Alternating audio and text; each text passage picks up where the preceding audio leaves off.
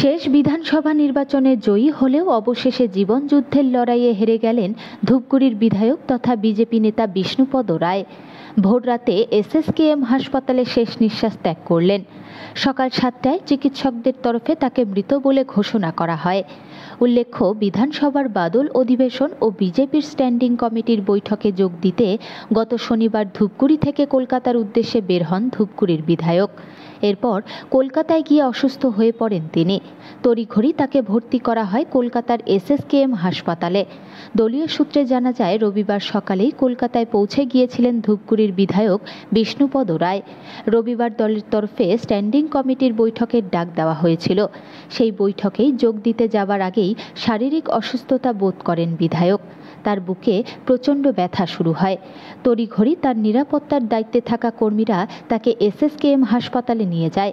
তার ডান দিকের ফুসফুসে সংক্রমণের জন্য তার অস্ত্রোপচারও করা হয়, কিন্তু শেষ রক্ষা হলো না। মৃত্যুর কোলে ঢলে পড়লেন বিধায়ক বিষ্ণুপদ রায়।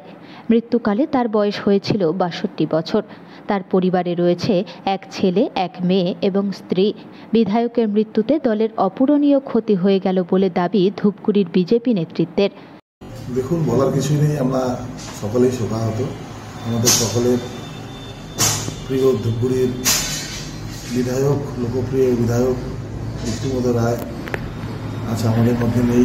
তিনি না ফেরার দেশে চলে গেছেন। আমাদের ভারতীয় জনতা পার্টির ধূপগুড়ির অপূরণীয় ক্ষতি হয়ে গেল। আমরা ওনার আত্মার বিদেহী আত্মার শান্তি কামনা করি। কখন রয়েছে এবং কোথায় চিকিৎসাধীন ছিলেন? দেখুন, বাদল অধিবেশনে উনি যখন কলকাতা গিয়েছিলেন, তো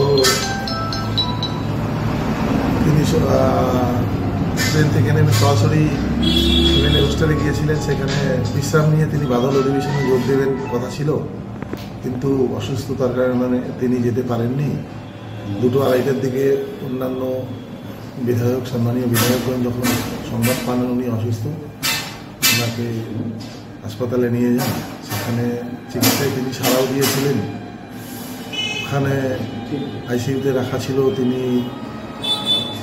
চিকিৎসা সাড়া দিয়েছিলেন। বিধায়ক, সম্মানীয় বিধায়ক, ওনার ছেলে গিয়েছিলেন।